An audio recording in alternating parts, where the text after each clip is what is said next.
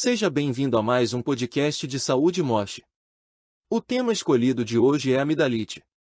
No decorrer deste conteúdo, você vai entender melhor como a patologia se caracteriza, quais seus principais tipos, principais sintomas, os fatores de risco envolvidos, os meios de contágio, como fazer o diagnóstico, como tratar e prevenir a doença.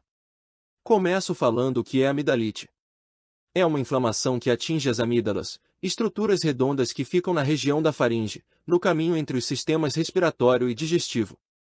As amígdalas atuam na produção de linfócitos, que auxiliam nas defesas do sistema imune, e protegem a garganta contra a entrada de micro-organismos. Por atuarem nessa linha de defesa e ficarem expostas a tudo o que vai à boca, como comidas, bebidas e a própria passagem do ar na respiração, elas se tornam grandes alvos de vírus e bactérias. Ao tentar combater esses invasores, o organismo ativa um processo inflamatório, que faz as amígdalas incharem. As consequências dessa inflamação podem variar de acordo com o tipo de amidalite. Sobre os sintomas de amidalite. Com exceção do pus nas amígdalas, que só ocorre na amidalite bacteriana, os sinais costumam ser os mesmos, só variando em sua intensidade.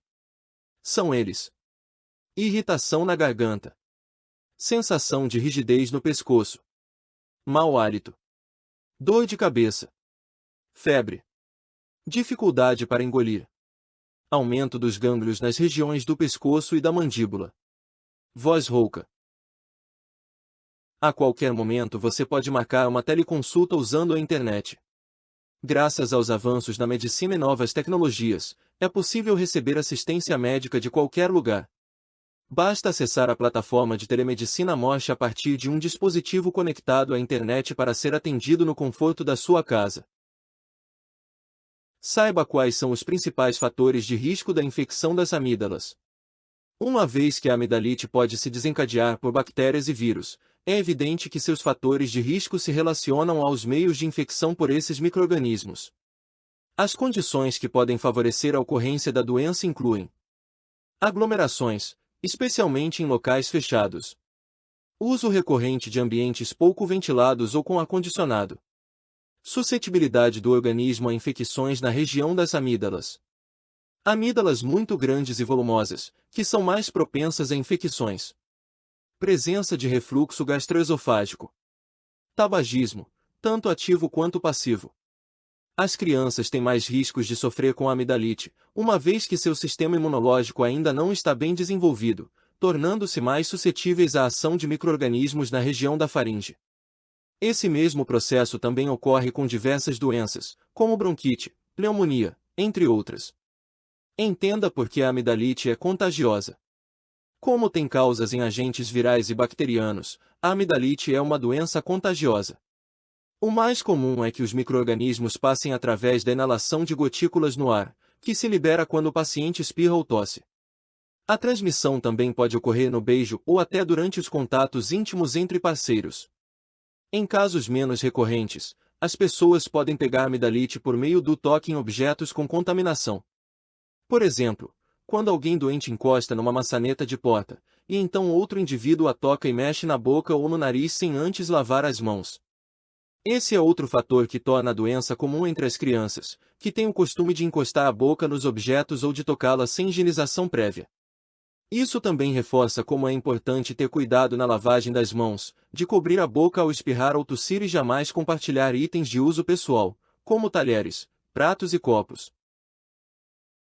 A qualquer momento você pode marcar uma teleconsulta usando a internet e um celular. Graças aos avanços na medicina e novas tecnologias, é possível receber assistência médica de qualquer lugar. Basta acessar a plataforma de telemedicina Moche para ser atendido no conforto da sua casa. Ouça agora como é o processo de diagnóstico da doença. Sempre que identificar algum dos sintomas da amidalite ou existir suspeitas de sua ocorrência, procure um médico para realizar o diagnóstico e orientar o devido tratamento. Durante uma consulta, o clínico geral ou especialista já consegue verificar se a região está inchada, se há mau hálito, que é característico da amidalite, e até se há vestígios de pus, que é um sinal clássico da infecção por bactérias. Caso os sintomas sejam semelhantes aos de uma gripe, a tendência é que o problema seja uma amidalite viral. Já quando há febre, gânglios inchados e sinais de pus, a ocorrência é de amidalite bacteriana. Contudo, nem sempre o exame clínico traz sinais suficientes para confirmar o tipo de infecção que acomete o paciente. Nessas situações, é fundamental realizar um exame de sangue. Isso porque esse cuidado evita o uso equivocado ou desnecessário de antibióticos, que se indica apenas quando há presença de bactérias. Caso o diagnóstico esteja errado, o abuso de antibióticos para amidalite pode levar à resistência bacteriana no organismo da pessoa. Se ocorrer resistência, vai comprometer a ação desse tipo de medicamento quando ele realmente for preciso no combate de outra doença. Saiba como é o tratamento da amidalite. No caso da infecção bacteriana, se indica ministrar antibióticos para amidalite com base de penicilina. Por mais que a doença tenha duração média de 3 dias na grande maioria dos casos, esse medicamento se recomenda durante 5 a 7 dias. Assim, pode-se confirmar que a bactéria já não está no organismo. O uso de analgésicos pode garantir mais bem-estar ao paciente até sua completa recuperação, assim como certos remédios para diminuir a febre. Nos casos virais, não se deve fazer uso dos antibióticos, sendo que o tratamento se restringe ao controle da dor e da febre. Nas duas situações, também é possível empregar anti-inflamatórios, a fim de garantir um melhor controle do processo de inflamação. Como medidas complementares, sugerimos a ingestão de bastante líquidos, repouso, além da preferência por alimentos mais pastosos e ricos em vitamina C. Com o aval do médico, uma solução caseira complementar também pode auxiliar no combate da doença. Gargarejos com água morna salgada 2 vezes ao dia ajudam em reduzir o volume da glândula. Saiba quando a cirurgia das amígdalas é recomendada. Quando a patologia for muito recorrente e grave, é possível recomendar uma cirurgia para a retirada das amígdalas. Especialmente, para pessoas que têm elas muito grandes. Recorrente significa mais de 3 episódios da doença por ano. Contudo, é importante ressaltar que isso se restringe a casos extremos, e que exigem cautela entre os profissionais de saúde. O motivo é que a intervenção pode trazer mais danos do que benefícios, quando não for realmente necessária, e sua recuperação tende a ser desconfortável para os pacientes. Para você ter uma ideia, de acordo com um estudo do portal da Associação Brasileira de Planos de Saúde, cerca de 90% das cirurgias de amidalite são desnecessárias. Isso só reforça como o procedimento não deve ser visto como uma solução corriqueira para a amidalite, mas sim como uma exceção para situações específicas. Aprenda como prevenir a amidalite.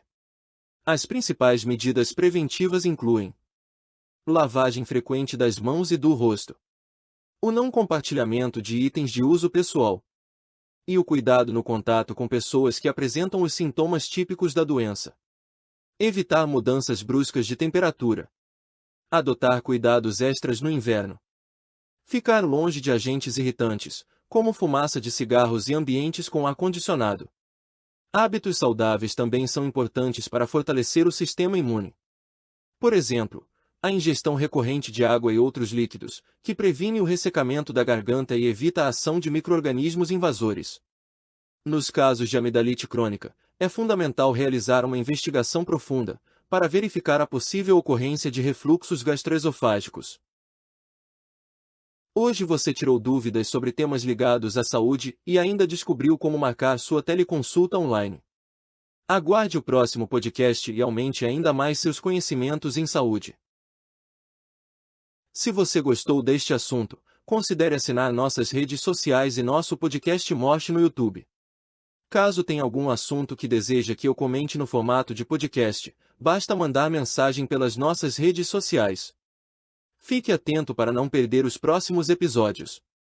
Abraço e até breve.